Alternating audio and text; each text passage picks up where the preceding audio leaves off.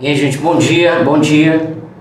Espero que esteja boa a imagem, som, como é que tá aí? Me dá um feedback, acompanhe, por favor. E aí, pessoal, firmes aí, nosso domingão, para estudarmos a Lei 3.175 e nós escolhemos um ponto em que ela é mais importante. Eu garanto a vocês que dessa nossa manhã eu te darei uma questão de prova no mínimo, tá? Então, você está me dando a honra, de estar comigo nessa manhã de domingo, e em resposta a isso, em gratidão a isso, eu vou te dar pelo menos um acerto na prova do concurso da Prefeitura de Montes Claros, beleza?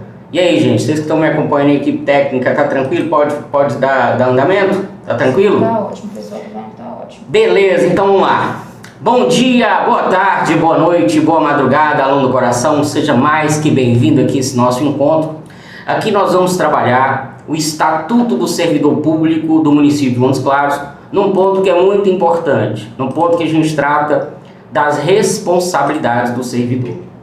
A partir do artigo 37, a lei diz: o servidor responde civil, penal e administrativamente pelo exercício irregular de suas atribuições. Primeira coisa, o que seria responsabilidade civil? Responsabilidade civil é a obrigação de reparar ou ressarcir um dano. Então, quando eu falo em responsabilidade civil, eu necessariamente estou falando em dinheiro, pecúnia. Foi um prejuízo que eu dei a alguém ou até ao próprio Estado, e por conta desse prejuízo agora fico em obrigação de pagar.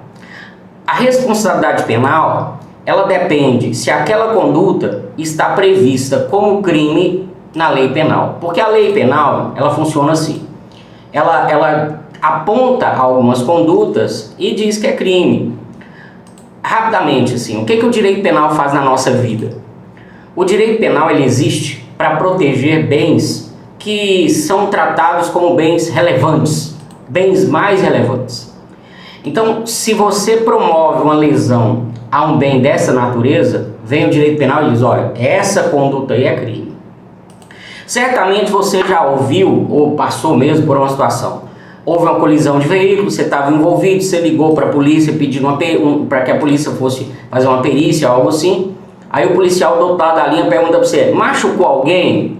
Aí quando diz não, às vezes a polícia nem vai. Por quê? Ora, porque se não machucou ninguém, se o dano foi meramente patrimonial, não é uma conduta que o direito penal entende como que tenha lesado a um direito relevante, né? Porque quando houve apenas a lesão patrimonial, o ressarcimento resolve, o direito penal não precisa entrar. Mas se houve lesão corporal, a integridade física da pessoa, o direito penal trata como relevante. Então, por isso que a conduta da lesão corporal é crime. Então, a gente tem que ver o seguinte: aquilo que o servidor fez, além de trazer prejuízo, é crime. E também tem a responsabilidade administrativa. Que responsabilidade administrativa é essa? Nós vamos estudar, se você nos acompanha no nosso curso, lá na parte do regime disciplinar, nós temos deveres e proibições. Deveres são valores, são virtudes que a administração espera que o servidor observe. Se o servidor transgredir a dever, guarde isso. Se o servidor transgredir a dever, normalmente o que ele vai levar é uma sanção leve, correto? É uma advertência, uma repreensão. Normalmente a transgressão a dever é leve. Isso dá uma sanção leve. Mas também tem a parte da Lei 3.175 no regime disciplinar, nós temos proibições. E aí nas proibições você pode incorrer tanto em suspensão quanto em demissão. Então, quando eu analiso a responsabilidade administrativa, é isso que eu estou olhando, tá bem?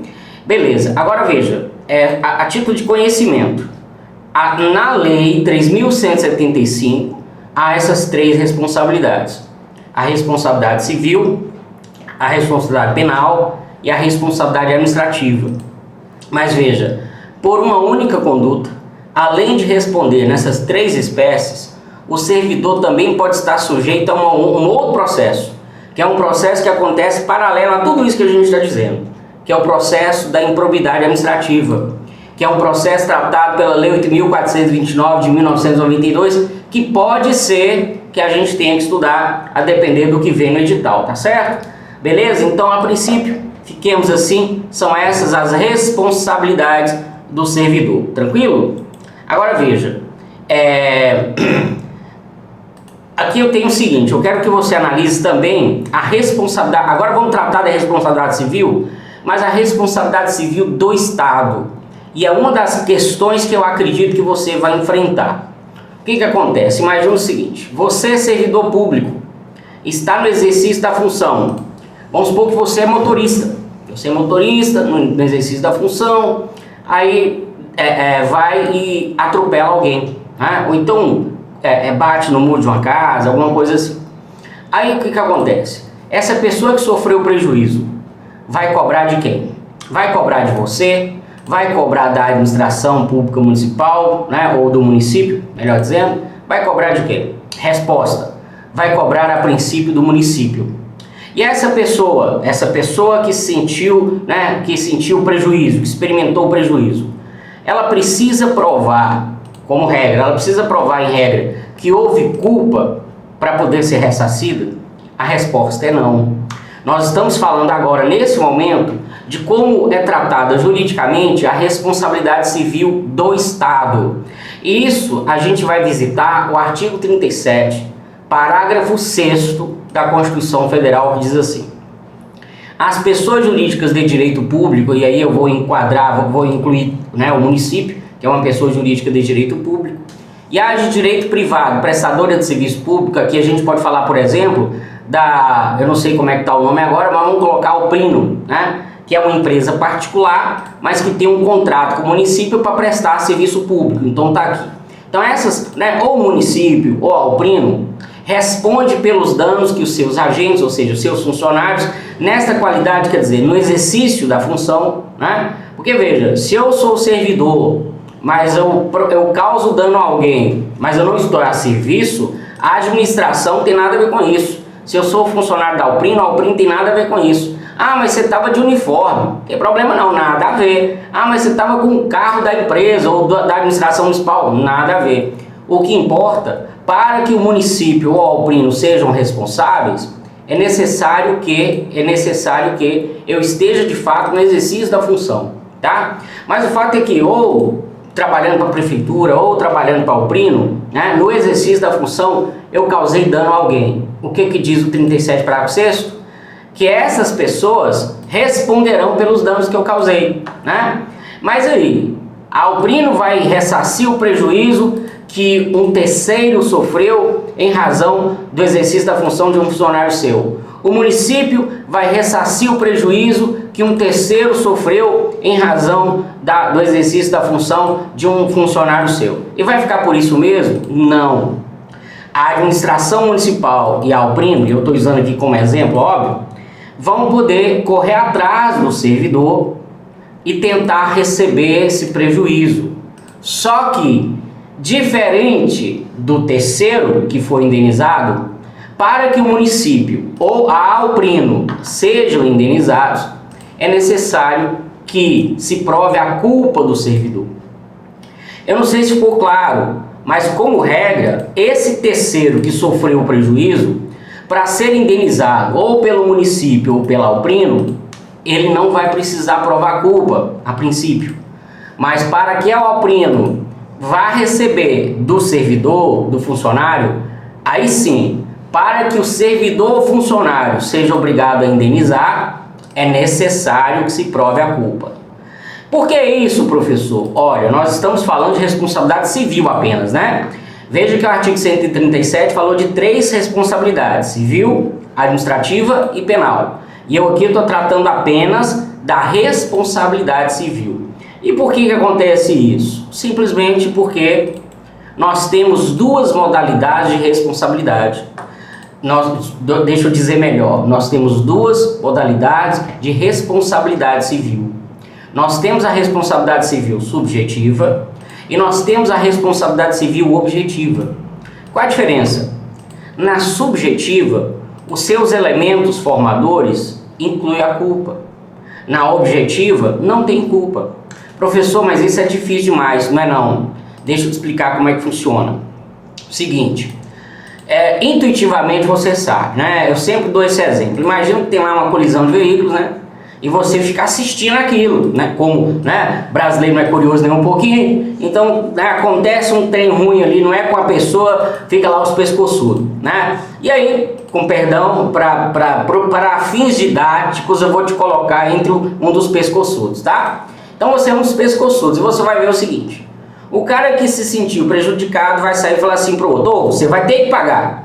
Você vai ter que pagar significa você vai ter responsabilidade civil. Por quê? Nós vimos que responsabilidade civil é a obrigação de reparar ou ressarcir um dano. Aí o outro vai tentar tirar de si essa responsabilidade. E como que ele vai fazer isso? Ora, meu amigo, ele vai tentar tirar dele cada um desses elementos da responsabilidade subjetiva. No primeiro momento ele já vai dar uma de João sem braço e fala assim: pagar o quê? Por quê? Quando ele pergunta pagar o quê, ele está se referindo ao dano. Então, se não foi constatado o dano, não terá responsabilidade. Aí ele fala assim: ah, vai ver que não estragou nada, né? Vamos ver aqui. Aí o cara fala: não, aqui ó minha porta amassada aqui, seu infeliz. Aí o dano, ele não teve como sair fora. Mas ele vai ficar satisfeito? Não. Ele vai tentar tirar dessa situação nexo causal. O que é nexo causal? A relação de causa e efeito entre a conduta dele e o dano experimentado. Ele vai dizer: não, mas isso já estava assim.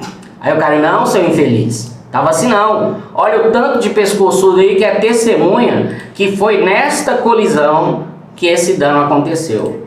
Ou seja, o nexo causal ele já não conseguiu tirar da situação. Mas ele vai ficar satisfeito? Não, ele vai querer tirar dele essa responsabilidade de qualquer jeito. Aí ele vai começar a jogar com o último elemento da responsabilidade subjetiva. Ele vai começar a dizer: não, mas você estava correndo demais. Não, mas você ultrapassou o sinal. Você não sei o quê. Papá. O que ele está tentando fazer aí? Ele está tentando tirar dele o último dos elementos da responsabilidade civil subjetiva, que é a culpa. Veja, o servidor, ou funcionário da Alprino, ou servidor da prefeitura, tem responsabilidade civil sempre subjetiva. Então, para que a Alprino, para que o município receba do servidor, é necessário que do servidor se prove a culpa. Mas antes, quando ou a Alprino ou o município tiveram que indenizar o terceiro, esse terceiro não precisou provar a culpa. Por quê? Porque a responsabilidade das pessoas jurídicas de direito público, no meu exemplo, o município, e as pessoas jurídicas de direito privado, prestadoras de serviço público, no exemplo aqui, a Alprino, que é de direito privado e presta o serviço de transporte coletivo urbano. Então, o município Alprino, a responsabilidade pelos danos que os seus agentes causem no exercício da função é o quê? Objetiva, pelo menos como regra, tá? A responsabilidade civil, a obrigação de indenizar do servidor, do funcionário da Alprino, é sempre subjetiva. Eu tenho que provar que houve culpa. Já a responsabilidade civil da Alprino e do município é, em regra, objetiva. O terceiro que sofreu o prejuízo não precisa provar culpa. Espero que vocês tenham entendido e depois a gente vai deixar aí à disposição de vocês o direct para tirar dúvidas, tá? E você, sendo aluno tanto presencial quanto online, não faltará oportunidade, né, para que as dúvidas sejam sanadas, esclarecidas. Vamos passar? Tranquilo aí? Olha bem. Então, olha aqui uma questãozinha. Um agente público do município de Belo Horizonte, no exercício de suas atribuições, praticou ato ilícito que ocasionou danos a terceiros, tá? Então veja o que é importante. Ele é um agente público, aqui deixa claro, no exercício de suas funções, né, de suas atribuições. Então é justamente na hipótese que se encaixa no artigo 37, parágrafo 6º. Beleza? Então tá. No âmbito da responsabilidade civil da administração pública, na forma prevista da Constituição da República, assinale a alternativa correta. Vamos lá. Apenas o município responde subjetivamente mediante a demonstração de dolo ou culpa do agente. Por que a letra A está errada? Porque o município não responde subjetivamente. O município responde objetivamente. Beleza? Tranquilo? Bem, tanto o agente quanto o município respondem objetivamente. Não, ó, vamos terminar. Ser desnecessária demonstração de dolo ou culpa para a caracterização do dever de indenizar. Quanto à responsabilidade objetiva, é isso mesmo. É desnecessária a caracterização de dolo ou culpa, tá certo? O problema é que o município tem responsabilidade objetiva, mas a responsabilidade do agente público é sempre subjetiva. Letra C. Apenas o agente deve responder subjetivamente mediante a demonstração de dolo ou culpa. Não, né? O agente pode até responder, se foi provado dolo ou culpa, e vai responder diante de quem? Do município. Diante do terceiro que sofreu prejuízo, né? Quem vai responder é o município. Vamos ver o que diz a letra D? O município responde objetivamente. Beleza. Assegurado o direito de regresso em face do agente, com base na responsabilidade subjetiva, mediante prova de que agiu com dolo ou culpa. Professor, o que é isso de direito de regresso? Gente, direito de regresso é algo que a pessoa que paga obrigação de um outro tem. Vou dizer para vocês um outro exemplo que não tem nada a ver com esse contexto, mas você vai entender melhor esse tal de direito de regresso. Vamos supor que eu peguei com você um dinheiro emprestado, tá? Você me emprestou um dinheiro. E esse empréstimo foi feito na nota promissória e um amigo nosso foi avalista. No dia do vencimento da nota, sabe que eu não paguei? Aí você foi atrás do avalista e o avalista pagou. Mas a pergunta que eu faço: era o avalista o devedor principal? Não.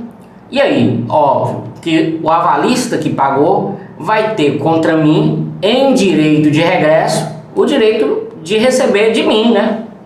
Entendeu o que é direito de regresso agora? Espero que tenha ficado claro e aí eu vou avançar.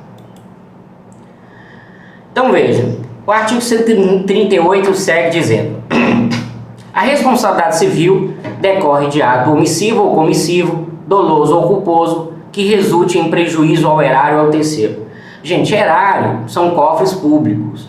Jamais, em nenhuma circunstância de vida, tá? Digam erário público. Erário público é pleonasmo, porque se é erário, é público. E aí, quanto às condutas? Ato omissivo, né? Foi alguém que empreendeu uma conduta omissiva, ou seja, baseada em não deixar de fazer. Então, você pode ser responsável por algo que você deixou de fazer, como também ser responsável por algo que você fez, que você cometeu. Então, daí você tem a conduta comissiva, né? Deixa eu dar um exemplo trágico aqui, para você acho que vai entender a diferença. Imagina uma mãe que tem a obrigação, né, e dela se espera o cuidado para poder alimentar seu filho, e ela não faz. Vamos supor que ela deixe propositadamente o filho, né, à míngua, sem se alimentar. Essa criança vai morrer. E ela praticou assim um crime de homicídio por omissão, porque ela deixou de fazer. Então, né, a responsabilidade civil, ela pode vir tanto de uma conduta omissiva quanto uma conduta comissiva, de uma conduta dolosa ou de uma conduta culposa. O que é o dolo? Dolo é quando a pessoa quer o resultado danoso, ele quer praticar aquela conduta para que o dano aconteça. Isso é dolo. Tem uma outra espécie de dolo, mas eu não vou entrar em detalhes porque nossa aula não é de direito penal. E a culpa? Na culpa, o agente não pretendia o resultado, mas agiu com negligência, né, foi descuidado, agiu com imperícia, se dispôs a fazer algo que não tinha conhecimento técnico para fazer, ou então agiu mesmo com imprudência, usou além da força necessária, tá? Então, a responsabilidade civil, que é a obrigação de indenizar ou ressarcir, ela tem, né, como origem todas essas modalidades de conduta aí.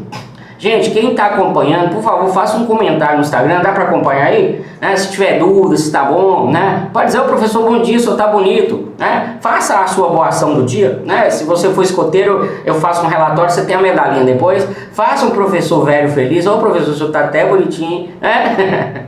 Vamos lá, tô brincando, gente, tá tranquilo, né? Vamos lá então, como diria o grande filósofo, como é o nome dele? MC Bin Laden, tá tranquilo, tá favorável. Vamos lá. Vamos lá. Seguinte. Então, seguindo. 138, parágrafo 1º. a indenização de prejuízo dolosamente causado ao erário somente será liquidada na forma prevista no artigo 61, na falta de outros bens que assegurem a execução do débito pela via judicial. Gente, veja que o artigo 138 fala do dano que foi praticado dolosamente, né? Propositadamente o cara deu prejuízo. Aí o que acontece? Eu vou querer receber dele de uma vez, eu não vou ter peninha dele não, foi doloso, né? Porque quando não é doloso, se eu provoco um dano ao erário e não foi doloso, né? Se eu mexendo lá no equipamento, né? De forma negligente eu deixo o equipamento quebrar, eu fico chateado, eu demoro, putz, por que isso vai ficando?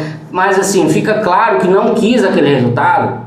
A administração, na lei, diz que ela vai me dar a oportunidade de pagar em parcelas que serão descontadas da minha remuneração. Mas, se for comprovado que eu agir com dolo, aí não, eu vou ter que pagar de uma vez, né? E aí vamos ver como é que esse pagamento se dá. Artigo 60. As reposições e indenizações do erário poderão ser descontadas em parcelas mensais na forma de regulamento. Veja, isso se eu for bonzinho, se o dano que eu provoquei não foi doloso. Mas se foi doloso, aí o débito com erário, né, de servidor que for demitido, exonerado, ou que tiver sua aposentadoria tal, porque veja, o que está dizendo é que, tendo o servidor praticado um prejuízo por conduta dolosa, o tratamento que será dado vai ser dado igual àquele que se dá ao servidor que foi demitido e tinha dinheiro para pagar para o município, tá? Então, o artigo 61, vamos lá, respira. O artigo 61, ele não fala do prejuízo que o servidor causou dolosamente. O artigo 61 não fala disso. O artigo 61 fala como que o município vai receber quantias que um servidor tinha que devolver para o município, mas que foi demitido. Imagina, o servidor recebeu o salário em duplicidade e antes que ele devolvesse, ele foi demitido. Por aí, por exemplo, tá? Então, aí a lei fala assim, ó, o tratamento que é dado nessas situações vai ser, a princípio, o tratamento que eu vou chegar a dar nos casos que o servidor provocar dolosamente um prejuízo aos cofres públicos. Então vamos lá, o débito com erário do servidor que for demitido, será deduzido do seu crédito financeiro com o município, devendo o saldo devedor, se houver ser quitado dentro de 60 dias, sob pena de sua inscrição na dívida ativa. Então calma, a princípio pode parecer um pouco complicado, mas vamos lá, né, dar uma esclarecida aqui. Então está dizendo o seguinte, o servidor causou dano aos cofres públicos, e o dano foi doloso, foi de maldade que o servidor fez aquilo. Aí vamos agora ao 138, parágrafo 1º. Fala assim, só vai ser na forma do artigo 61, na falta de outros bens que assegure a execução pela via judicial. Então, pelo que diz o 138, parágrafo 1º, é o seguinte, o cara provocou dano a alguém. Provocou dano, aos cofres públicos. E esse dano foi por conduta dolosa. O que primeiro eu vou fazer? Eu vou entrar com um processo para que judicialmente eu receba através do patrimônio dele. Dívida se paga com patrimônio. Eu vou entrar, vou cobrar e vou falar com o juiz, penhora bens desse infeliz aí que dolosamente me causou o dano. Se o oficial de justiça vai na casa desse indivíduo e constata que não tem bens, aí sim eu vou ao artigo 61. Então, ele não tem bens, tá beleza? Então agora o que eu vou fazer? Ele não tem bens, mas tinha dinheiro para receber do município. Eu vou deduzir. Ele não tem bens e não tem dinheiro para receber do município. Eu vou chegar para ele, colocar ele na parede e falar assim, ó, você vai ter 60 dias para pagar, porque do contrário eu vou escrever seu nome na dívida ativa. Calma, respira, vou dizer de novo. Nós estamos falando do servidor que causou prejuízo aos cofres públicos. O artigo 138, parágrafo 1º, diz do prejuízo que é causado dolosamente. E diz que, num primeiro momento, o município vai tentar receber através do patrimônio desse indivíduo. E é óbvio, se vai tentar receber através de coisas que esse indivíduo tem que ser judicialmente, né? O prefeito não pode entrar na casa do indivíduo, colocar a TV debaixo do braço e falar, não estou fazendo isso que você causou prejuízo aos cofres públicos. Óbvio que não. Então vai ter que entrar judicialmente. O que diz é que se não forem encontrados os bens, aí eu vou ter que dar 60 dias para esse infeliz pagar. Não pagou dentro de 60 dias, eu vou ter que colocá-lo na dívida ativa. Professor, eu toda a vida ouvi, dívida ativa para lá, dívida ativa para cá. O que é dívida ativa? Até aqui está entendido? Promete para mim que entendeu até aqui? Se entendeu até aqui, deixa eu fazer você entender o que é a bendita dívida ativa, posso? Beleza. Seguinte. Quando nós, meros mortais, temos créditos a receber, pessoas que têm que nos pagar e não pagam, nós temos a princípio dois caminhos para cobrar desse infeliz. No primeiro caminho, você não tem documento nenhum, nem cheque, nem nota promissória, nem nada.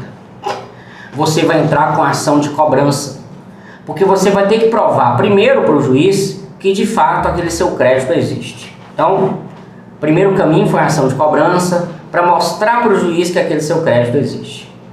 Mas, vamos supor que você tem um cheque ou nota promissória que foi assinado por esse indivíduo. Se está tudo certinho na sua mão, você não precisa entrar com ação de cobrança, você já vai direto com a execução. E quando você entra com a execução, você não vai ter que provar para o juiz que seu crédito existe, porque se você tem um cheque ou nota promissória, já é certo que o crédito existe. Então, em vez do indivíduo ser provocado pela justiça para pagar ou provar que não deve, no caso da execução, já que você tem cheque ou nota promissória dele, a justiça já vai assim, oi filho, você deve. Ou você paga em 3 dias, ou a justiça vai penhorar bens seus. Entendeu? Então, o caminho da execução é um caminho direto. Ficou claro? Ficou claro? Beleza. Professor, e o que tem a ver isso com dívida ativa? Simples. Quando o município coloca você na dívida ativa, é como se o município já tivesse nas mãos um cheque. Depois que você entra na dívida ativa, o próximo passo já é aquela coisa, olha, ou paga ou então eu vou atrás de bens seus, né? Então, dívida ativa é um poder que a administração pública tem de transformar um crédito que ela tem num documento capaz de ser objeto de execução. Então é isso. Professor, não entendi muito bem. Por favor, mande no direct, mande nos comentários. Se for o caso, eu faço vídeos curtos depois para esclarecer as dúvidas que eventualmente ficarem, tá? Mas vamos seguir, né? Então, se o servidor causou dano aos cofres públicos sem dolo ou culpa, haverá descontos mensais em sua remuneração. Se o servidor causou com dolo ou culpa, primeira coisa, eu vou atrás dele dos bens. Não tem, aí eu vou colocá-lo eu vou dar para ele 60 dias para pagar, ou do contrário, colocá-lo na dívida ativa. Beleza? Vamos avançar. Então vamos lá. Parágrafo 2º do 132. Tratando-se de dano causado a terceiros, responderá o servidor perante a Fazenda Pública em ação regressiva. Gente, isso é muito importante. Isso está aqui dizendo o seguinte, que o cidadão que sofreu prejuízo não vai diretamente ao servidor. O cidadão que sofreu prejuízo tem que ir ao município. Depois que o município indenizar, é que ele vai então que o município vai para receber dele. Tá certo? A obrigação de reparar o dano estende-se aos sucessores e contra eles será executada até o limite do valor da respectiva herança. Imagine que o servidor de fato causou um dano a alguém, a um terceiro. Aí o terceiro foi lá e falou, seu município, seu funcionário, senhor, me causou dano aqui, um prejuízo. Aí o município, ele teve culpa. Município, não sei, não quero saber, tem quem sabe. A responsabilidade do senhor, seu município, é objetiva. Eu estou aqui pedindo ressarcimento, eu só preciso provar para o senhor que houve dano e que houve nexo causal. Foi um servidor no exercício da função que causou. Eu, município, a princípio, não preciso provar que houve culpa não. É mesmo, desculpa, foi mal, eu esqueci, o município disso. Eu não perdi a aula do Marco Antônio, eu não sabia do artigo 37, parágrafo 6º, mas tudo bem, estamos aqui em indenização. Aí agora o município vai atrás do servidor, né? E aí o que aconteceu? O servidor morreu, né? O servidor morreu. Vamos supor que a indenização que devia ser paga era de 100 mil reais e que o patrimônio do servidor que os herdeiros esperavam receber é só de 50 mil. Aí o município vai atrás, não acha servidor porque morreu, vai atrás dos herdeiros. Olha, eu tenho 100 mil para receber desse defunto aí, porque ele causou dano a alguém, eu paguei, agora eu estou aqui exercendo o direito de regresso. Aí os herdeiros vão dizer, ó, tudo bem, né? Diz a lei que vai alcançar a herança, só que é o seguinte, a herança era só de 50 mil, isso está dizendo que tem que receber 100 mil, né? Aí eu vou dizer, então tá, então vocês pagam o resto. Olha o que a lei diz. Será executada até o limite do valor da respectiva herança. Então o herdeiro não vai ter que colocar a mão no próprio bolso para pagar, não. O direito da indenização só alcança o limite da herança. Nesse caso que eu citei, os herdeiros não vão receber nada, mas né, não vão ter que colocar a mão no próprio bolso. Tá claro? Vamos avançar? Beleza, olha aqui. Então, artigo 139. As sanções civis, penais e administrativas poderão acumular-se sendo independentes entre si. O que é isso? Uma só conduta pode gerar essas três responsabilidades simultaneamente.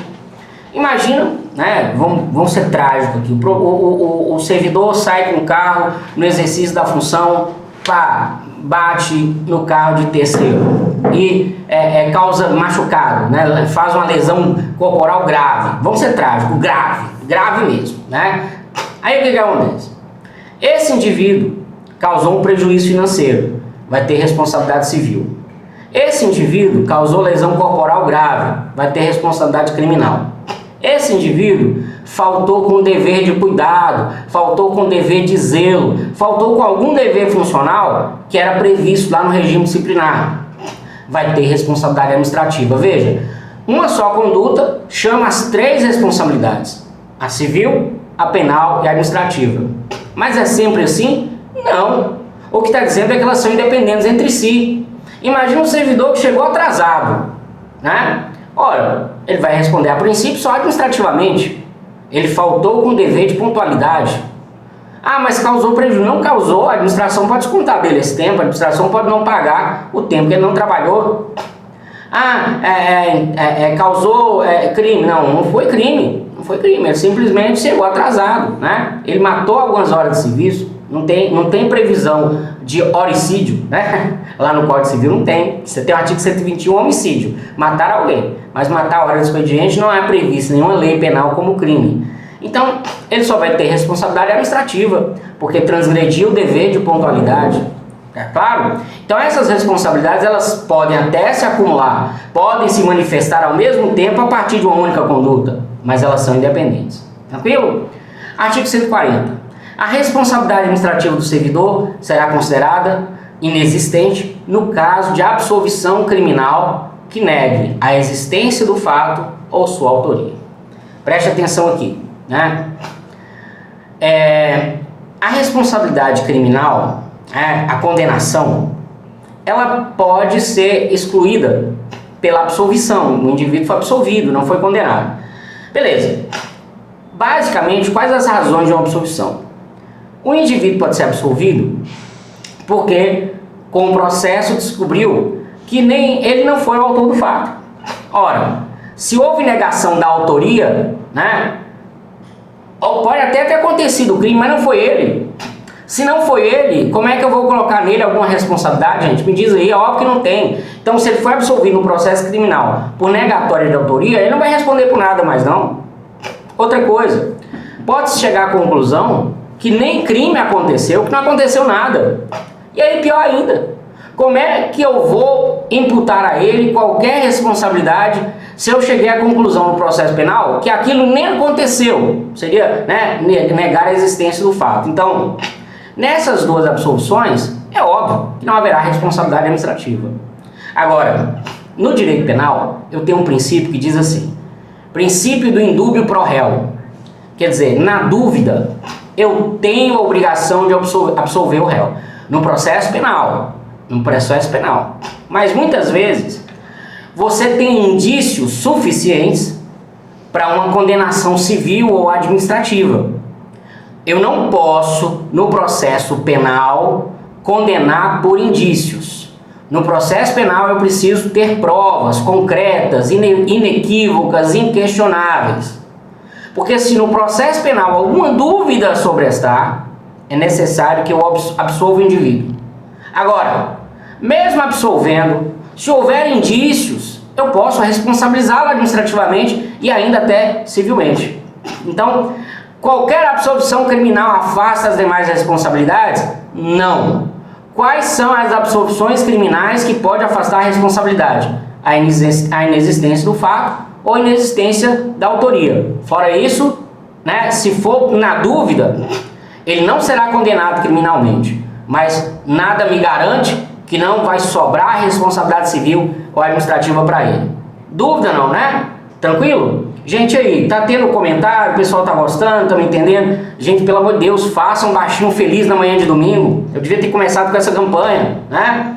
Faça, interaja, diga ao professor, tô até gostando. Professor, tô com dúvida nisso, né? Ô professor, como é que tá seu curso da prefeitura? Cara, você não tem noção. Se você ainda não é aluno meu, você não tem noção. Eu prometo para vocês que é o melhor curso, com a melhor didática, e não só meu não, toda a equipe é uma equipe de primeira, e a partir dessa semana a gente está dando uma vitaminada, sem nenhum acréscimo no preço. Sem nenhum acréscimo no preço, nós estamos colocando uma estrutura melhorada para que você possa ter a melhor preparação. São mais de 5.000 vagas e uma delas será sua, eu garanto a você, beleza? Então vamos lá, seguindo a aula. Então veja, uma questãozinha aqui. A questão faz aqui uma verdadeira novela no enunciado. Um ônibus de transporte público municipal de Nova Friburgo sofreu uma batida decorrente da desobediência de um sinal vermelho em que o carro que atingiu o coletivo na lateral avançou o sinal. Então, na cena aparece alguém que não é servidor público e o infeliz avançou o sinal, bateu no ônibus. Que não é funcionário da empresa de direito privado prestadora de serviço público. Beleza.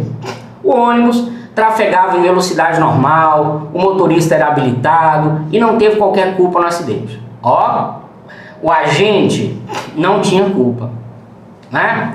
Por consequência do acidente, um dos passageiros do transporte coletivo acabou quebrando o braço e precisando de uma cirurgia de emergência, implicando em diversos gastos. Imagina, o cara estava lá dentro do busão, né, naquele chacoalhado busão e tal, aí de repente o motorista, para evitar dano maior, na hora que o infeliz bateu, ele teve que frear bruscamente. Pá! Esse indivíduo que estava lá no chacoalhado busão foi lá para frente, foi jogado e tal, lá dentro do busão e quebrou o braço. Essa é a situação. O serviço de transporte municipal é explorado por meio de contrato de concessão por empresa privada. Então veja, pessoa jurídica de direito privado, prestador de serviço público. O munícipe que sofreu prejuízo decorrente do seu braço quebrado dentro do transporte público deseja ser indenizado. Considerando o caso hipotético e ainda sobre o mérito, podemos afirmar que a responsabilidade civil. E como é que vai funcionar? Vamos ver? Vamos lá. É exclusiva do condutor do veículo que foi culpado pelo acidente. Será? Será que esse cara que está dentro do ônibus, que sofreu um dano e que ele consegue mostrar que o dano existe e que existe o nexo causal entre o braço quebrado e a freada do motorista, que ele vai atrás de outra pessoa que não seja a empresa? Óbvio que não, gente. O dano está lá, o braço dele é arrebentado. O nexo causal está lá, foi a freada do motorista que fez com que aquilo tudo acontecesse. Se ele tem dano, o nexo causal, ele vai contra a empresa de ônibus. Agora, e a empresa de ônibus vai contra o motorista? Pode até se for besta. Pode até ir se for besta. Mas aqui ficou claro que o motorista não teve culpa, né? Então pode até ir, mas não vai receber. Porque o enunciado já nos deu essa resposta. O motorista do ônibus não teve culpa. Então a empresa de ônibus vai ter que receber desse terceiro infeliz, né? É direito de regresso do mesmo jeito. A única diferença é que é um direito de regresso que não vai ser contra o agente, mas contra o terceiro que causou o dano. Vamos lá. Letra A então não é. Letra B. É patrimonial, no caso, e é da concessionária, que poderá regressar contra o condutor culpado pelos danos que teve de arcar em relação ao passageiro ferido. É a letra B que é a resposta. Então eu vou contra a concessionária de serviço público, contra a empresa, né? A empresa vai pagar o indivíduo, não vai contra o seu motorista, porque o enunciado já disse, não teve culpa. Então, letra B, vai contra o condutor culpado. Mas vamos ver as outras alternativas. É patrimonial e é do município? Nada a ver, nada a ver. Porque eu tenho uma pessoa jurídica de direito privado que prestou serviço público, então a responsabilidade é dela. E depois, em direito de regresso, será do condutor culpado. Letra D. É do condutor do veículo culpado pelo acidente, entretanto, caso ele não tenha condição... Não, né? Vai você que sofreu prejuízo cobrar diretamente do indivíduo? Não, você não precisa nem saber o nome daquele infeliz que avançou o sinal e bateu no ônibus. É melhor que você não saiba, para você não passar raiva. O seu assunto é com a empresa de ônibus. Ficou claro? Responsabilidade civil administrativa do Estado ou da pessoa jurídica de direito privado, prestador de serviço público. Gente, essas questões que eu estou trabalhando aqui, elas caem em concurso direto. O concurso que teve na época de Atos Avelino, né, prefeito, né, de gestões passadas, caiu uma questão dessa e meu aluno tirou de letra. Porque é uma matéria que tem a ver com direito administrativo, que eu sou apaixonado, então, né, pra mim é uma festa. Por isso que eu escolhi essa matéria, gente, porque eu quero uma manhã festiva com vocês, alunos ou futuros alunos do Marco Concursos. Beleza? Vamos lá. Aqui eu trouxe uma tabela que é muito importante. Essa tabela traz as sanções administrativas. Aí você tem, a princípio, advertência. Quais os casos que são puníveis com advertência? Que diz, o artigo 132 trata das proibições, né? Primeiro, nos casos de violação prevista, né, no artigo 132, incisos 1 a 8, e de observância de dever funcional, previsto na lei. Então, lá você tem o artigo 131, se não me engano, que fala de deveres, e o artigo 132, que fala de proibições. A princípio, a transgressão de dever, advertência. Em alguns casos, a prática de proibição também é advertência. Em que casos? Os casos que estão no artigo 132, dos incisos 1 a 8. Vocês vão ver que, na maioria das vezes, esses casos de proibições que são puníveis com advertência, eles estão relacionados com algo que desestabiliza o expediente. É o indivíduo que saiu sem autorização, sem avisar, né? Imagina, você está lá trabalhando em equipe, simplesmente some do seu setor sem dar notícia. Desestabiliza. É o indivíduo que tira algum material. Não estou falando furto não, porque furto é outra coisa. Vamos supor que é um manual de serviço e o cara é tão caxias que ele quer estudar. E sem falar para ninguém, ele simplesmente pega o manual para levar para estudar para casa. Ele queria devolver, mas ele queria estudar em casa, né? Só que ele esqueceu de avisar. Porque assim como ele precisou do manual de serviço, outras pessoas no setor vão precisar. Imagina, tá lá na hora, um outro funcionário tá com a dúvida no procedimento, procura um manual de serviço, não acha, porque o indivíduo aí tirou e não avisou, não pegou autorização. Então, advertência. Então, advertências são, na maioria das vezes, circunstâncias que desestabilizam, que desestruturam no ambiente. Manifestação de apreço e desapreço, né? Imagina, você manifestar preferências pessoais, que clima que fica, né? Fica um clima ruim, né? Ah, eu gosto do C eu não gosto não, né? O servidor da Lua, já pensou? A Rutinha é boa, a Raquel, mas não pode, né? Então, aí, né, dá advertência de qualquer jeito. Regulamento ou norma interna que não justifique imposição de penalidade, beleza. E suspensão? Suspensão na reincidência da advertência e também, né, em alguns casos que o artigo 132 prevê. Demissão são casos mais graves, né? Gente, essa tabelinha, esse material de Excel ficou show. E quem quiser, né, a gente vai combinar aí no Instagram como fazer para ter acesso a essa lâmina que eu disponibilizo em PDF com todo carinho para vocês. Gente, então fiquemos por aqui nessa nossa aula. Nosso tema foi responsabilidades do servidor. De coração, espero que você tenha amado a aula, assim como eu amei transmiti-la para vocês. Um beijo, um queijo e hasta la vista, baby. Já vi algo aqui. No final da aula, nos informe sobre o cursinho sobre valores. Quando vai começar? Seguinte, o curso online ele já tem muito material na base. Mas nós vamos começar com uma dinâmica diferente a partir dessa semana. Então, você que vai entrar, não tenha medo, né? Você tem todas as aulas gravadas. Você que está entrando, você vai receber essas aulas gravadas, essas que estão por vir, com roteiros, atividades. Nós vamos fazer um esquema bem objetivo e direcionado. A partir do próximo dia 11, o nosso curso ganha uma roupagem diferente. E por enquanto não foi publicado o edital, você vai investir apenas R$150. Professor, depois que o edital for publicado eu vou ter que pagar mais? Não! O que acontece é se você esperar dormir no ponto e não entrar agora, com a publicação do edital você vai ter que entrar com um valor um pouco maior. Mas a vantagem é que agora você paga apenas R$150. E temos também o presencial. No presencial começaremos agora a terceira semana, mas todo o conteúdo dado em sala você vai receber o correspondente em vídeo. O que trabalhamos nessas 2 semanas, você vai receber o correspondente em vídeo. Então você pode entrar no presencial a partir dessa segunda, tá claro? Vai ter curso online, possuirá apostila. Nós temos lá no curso online os PDFs que acompanham as aulas, mas sim, nesta semana a gente vai fazer um compilado do que seria a apostila inteira, e para quem adquirir o curso online vai receber em PDF. Gente, só a apostila é quase o preço do curso online. Quem vai estudar para concurso tem que ter consciência de que vai ter que investir dinheiro e tempo e força de vontade. Então, não é hora de você fazer muita economia.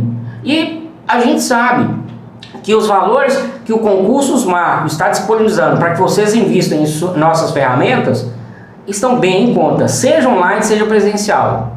Então a gente tem material de excelente qualidade, uma equipe de professores excelente, com preços bem acessíveis. Agora só falta você. Faça a sua parte, meu amigo. Faça a sua parte e venha com a gente, né? Vamos preparar show, né? Eu quero ter notícia de alunos aprovados lá no final e participar de inúmeros churrascos de comemoração. Beleza? Tem alguma dúvida aí ainda? Não? Gente, então, por hora, eu encerro por aqui. Agora, falando sério, eu de coração espero mesmo que vocês tenham gostado da aula. Me dediquei a ela com o maior carinho, pedi, né, a inspiração divina para escolher um tema que trouxesse, que agregasse mesmo valor à preparação de vocês, para que valesse a pena o tempo que vocês despenderam comigo aqui. Um beijo, um queijo e até o próximo encontro. Curta a nossa página, comente com um amigo, né? Curta essa publicação que a gente vai tentar deixar salva no Instagram também, né? Ajude a nossa página a chegar a cada vez mais um número maior de pessoas, beleza? Um abraço para vocês e hasta la vista, baby!